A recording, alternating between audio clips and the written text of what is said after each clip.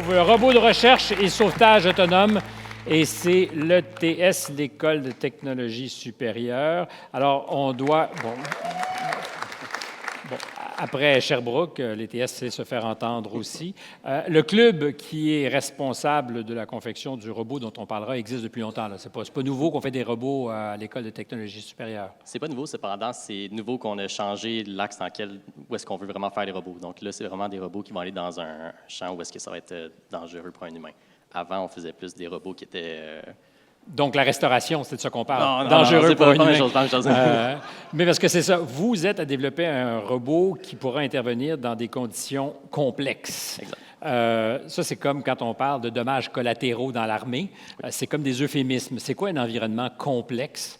C'est vraiment tout ce qu'un humain ne pourrait vraiment pas y aller. Donc, non seulement, oui, on parle de contexte militaire, on parle aussi des contextes où est-ce qu'il y a des centrales nucléaires, donc un leak radioactif dans ce cas-là, où est-ce qu'on pourrait envoyer le robot à la place d'envoyer un humain. Un incendie, est-ce que ça pourrait aussi être un cas de figure? Ou ça pourrait l'être. Cependant, un incendie, c'est vraiment trop chaud pour envoyer un robot Ractel. C'est pour ça que je posais la question. Je me demandais, est-ce que ça existe, le robot ignifuge capable d'aller au cœur du brasier? Non, pas encore. Pas au cœur, mais vraiment alentour, périphérie. Oui, ça pourrait le faire. Oui, exact.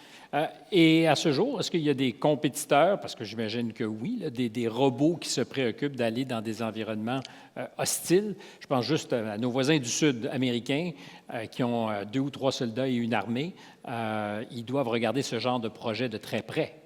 Justement, dans nos compétitions, on a fait compétition à une compagnie qui est quand même connue, qui est Boston Dynamics. Cependant, le robot, c'est pas vraiment adapté à ce que nous autres, on veut faire, qui est vraiment sauver une vie, qui va vraiment être en détresse. Parce que Boston Dynamics, c'est pas des vies qui sauvent, c'est plutôt l'inverse. Ouais. Parce que le robot tueur, ça existe aujourd'hui. C'est un peu gloomy, là, mais ça existe. Ouais. Nous autres, c'est le contraire. On veut sauver des vies à la place. Mais je reviens à mon thème d'ouverture, l'époque formidable. On est dans le robot qui sauve et le robot qui tue. Donc, votre robot... Préparez-vous, des robots qui tuent, il y en aura de plus en plus. Des drones qui tuent, ça existe aussi. Les vôtres vont sauver en faisant quoi?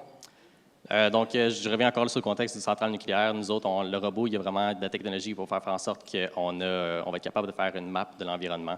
On va aussi avoir nos propres capteurs dessus, donc des capteurs de radioactivité qui vont faire en sorte qu'on va pouvoir revenir avec des datas qui vont dire aux personnes qui vont vouloir rentrer dans la centrale de ne pas aller à certains endroits, qu'on va avoir une carte radioactive de l'environnement qui va dire cet endroit-là est vraiment contaminé, il faut vraiment que tu fasses le tour si tu veux aller éteindre certaines valves, etc. Bon, je me dis, à ce moment-là, si on est dans la centrale nucléaire, votre marché est en Chine ou au Japon, mais il n'est certainement pas au Canada, puis de moins en moins aux États-Unis. Est-ce que c'est vraiment le type d'entreprise que ça va servir ou on peut appliquer la logique du robot ailleurs? Vraiment n'importe où. Le but du robot, c'est qu'il soit le plus modulaire possible. Donc, on peut vraiment, on a ce qu'on appelle une top box, qui est une boîte sur le top qu'on peut mettre sur le robot qui a un gros connecteur. Donc, il y a n'importe quel danger qu'on va avoir, on va pouvoir vraiment mettre le robot, l'adapter. Exactement. Pour l'instant, est-ce que c'est déployé? On a fait 2 compétitions pour le moment, qui est LROB, qui est vraiment dans le contexte militaire qu'on a parlé, puis on s'en va présentement à Enrich, qui est vraiment dans le contexte radioactif. Donc, oui. Une compétition dans un contexte radioactif, c'est toujours invitant. Je vous souhaite la meilleure des chances. Bravo. Merci beaucoup.